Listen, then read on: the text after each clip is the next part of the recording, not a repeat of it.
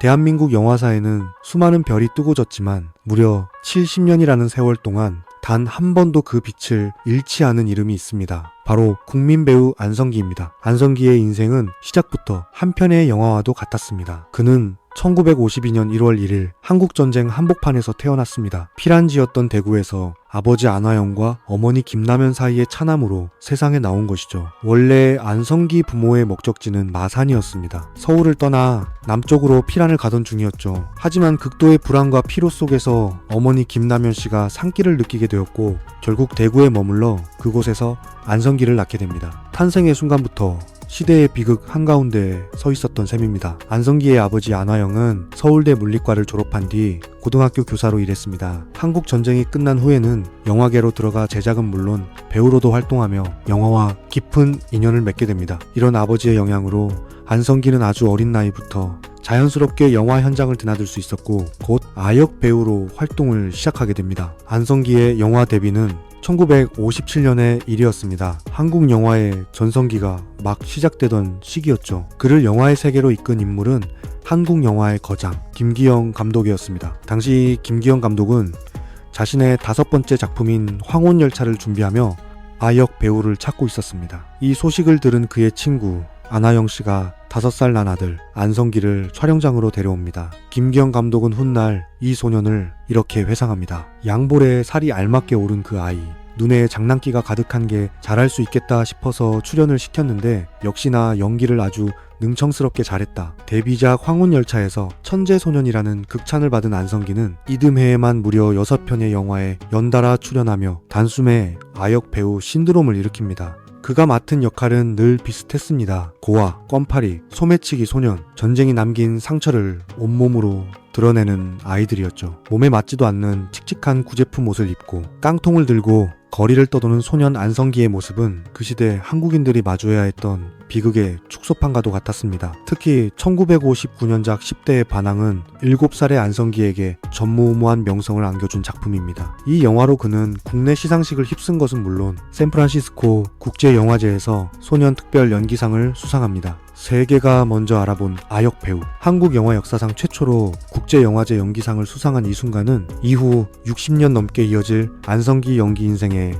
가장 중요한 출발점이 되었습니다. 하지만 꼬마 스타의 일상은 결코 빛나지만은 않았습니다. 1968년 젊은 느티남으로 아역 시절을 마감할 때까지 안성기가 출연한 영화는 무려 50여 편. 학교는 늘 뒷전이었고 촬영 현장은 어린아이가 감당하기엔 지나치게 가혹했습니다. 안성기는 훗날 그 시절의 마음을 이렇게 고백합니다. 초등학교 다닐 때는 학교에 있어도 마음이 항상 조마조마했어요. 영화 관계자 아저씨가 느닷없이 학교로 찾아와 호출하는 경우가 많아 마음이 편하지 않았죠. 그냥 다른 아이들처럼 평범하게 학교 다니고 싶다는 생각도 많이 했어요. 밤샘 촬영이 일상이던 시절, 레디라는 신호까지는 눈을 뜨고 버티다가도 막상 고 소리가 떨어지면 그 자리에서 졸아버리는 일이 잦았다고 합니다. 한번 잠들면 아무리 흔들어도 깨지 않았고 결국 밤샘 촬영을 허탕치는 경우도 한두 번이 아니었죠. 유난히 잠이 많았던 그를 깨우기 위해 제작진은 지금으로서는 상상하기 힘든 방법까지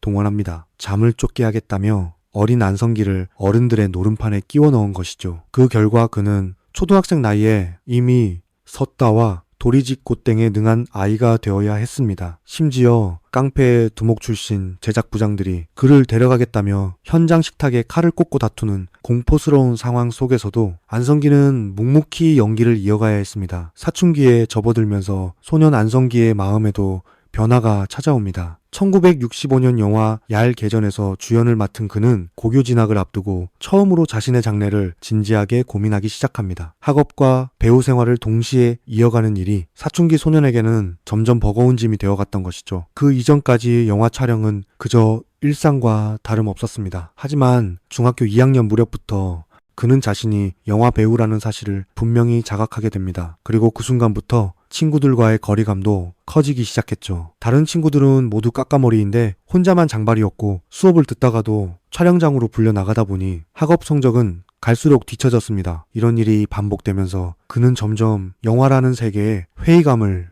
느끼게 됩니다. 엎친 데 덮친 격으로 아역 배우로서 맡을 수 있는 역할도 빠르게 줄어들었습니다. 중학생 때까지만 해도 개구쟁이 아들 같은 배역이 가능했지만 고등학생이 되자 그마저도 더 이상 어울리지 않게 됩니다. 대학 입시라는 현실이 눈앞에 다가오면서 이제는 정말 공부를 해야 한다는 위기감도 그의 마음을 강하게 압박하기 시작했습니다. 결국 그는 10년 넘게 몸담았던 스크린에서 호련히 자취를 감춥니다. 하지만 생애 최초로 영화판에서 멀어진 이때가 안성기에게는 그동안의 삶에서 가장 아름답고 찬란한 시절이기도 했어요. 당시의 마음을 안성기는 이렇게 고백합니다. 사는 게 참 힘들다는 생각이 들 때면 내 기억은 어김없이 까까머리 악동 시절로 달아난다. 그 기억 속에 나는 친구들과 말썽부릴 작당을 하고 근처 여학교의 어느 여학생을 마음껏 흠모하고 까닭 없이 슬픔에 잠긴 채 뿌옇게 밝아오는 새벽 창가를 서성거린다. 내 인생의 가장 찬란했던 시절이 거기에 있었다. 그제야 비로소 그는 지극히 평범한 사람들의 삶을 살아보기 시작합니다. 카메라 렌즈라는 좁은 창을 통해 세상을 바라보는 대신 자신의 눈으로 세상과 직접 마주하기 시작한 것이죠. 대중의 박수 소리가 잦아든 그 빈자리를 채운 것은 친구의 시시콜콜한 농담, 짝사랑으로 앓는 열병, 그리고 장래를 고민하며 밤을 지새우는 아주 평범한 소년의 일상이었죠. 돌이켜보면 그동안 안성기에게 3이란 언제나 무대 위에 있었습니다. 남들이 정해준 대사를 말하고 남들이 원하는 표정을 지어야 하는 자리. 그 속에서 나라는 존재는 늘 뒷전이었습니다. 아이러니하게도 세상의 모든 시선을 한몸에 받던 그 시절, 그는 정작 자신의 삶에서는 철저히 소외되어 있었던 셈입니다. 그래서 그에게 찾아온 이 평범한 일상은 단순한 휴식이 아니었습니다. 그것은 잃어버렸던 나를 되찾아가는 회복의 시간이었습니다. 훗날 배우로서의 삶이 다시 고단해질 때마다 그가 배우가 아니어도 괜찮았던 시절을 떠올리며 삶을 견딜 수 있었던 이유도 여기에 있었을 겁니다. 이때 그는 처음으로 시나리오에 적힌 타인의 감정이 아니라 자신의 감정을 느낄 권리를 온전히 누렸고 소박한 일상이 얼마나 값진 것인지를 몸으로 배웠을 것입니다. 하지만 평범한 삶이라고 해서 그 길이 결코 쉽기만 한 것은 아니었습니다. 부족했던 학업을 채우기 위해 재수까지 감행한 그는 한국외국어대학교 베트남어과에 입학합니다. 이후 대기업 취업을 목표로 ROTC 장교로 복무하며 육군 참모총장상을 받을 만큼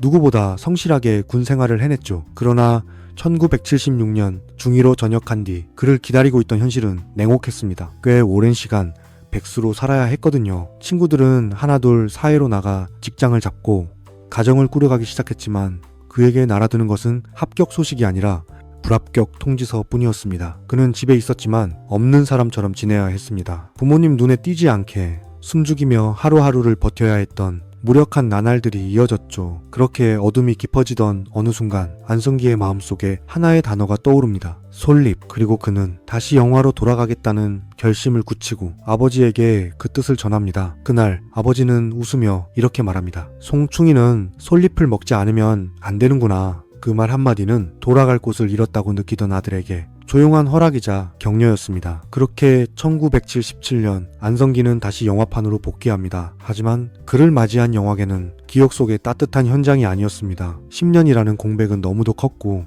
사람들은 더 이상 그를 알아보지 못했습니다. 한국 영화 최초로 국제영화제 연기상을 수상했던 천재 아역 스타. 하지만 그 이름은 이미 과거에 기록이 되어 있었고 현실 속 그는 무명 배우나 다름없는 존재였습니다. 그렇다면 안성기는 어떻게 이 무명의 벽을 넘어 1980년대 한국 영화의 황금기를 여는 주인공이 될 수 있었을까요? 다음 영상에서는 중국집 배달원 덕배에서부터 거지 철학자 민우에 이르기까지 그가 어떻게 자신의 연기 한계를 하나씩 부수며 마침내 국민 배우의 반열에 오르게 되었는지 그 치열한 여정을 함께 따라가 보겠습니다.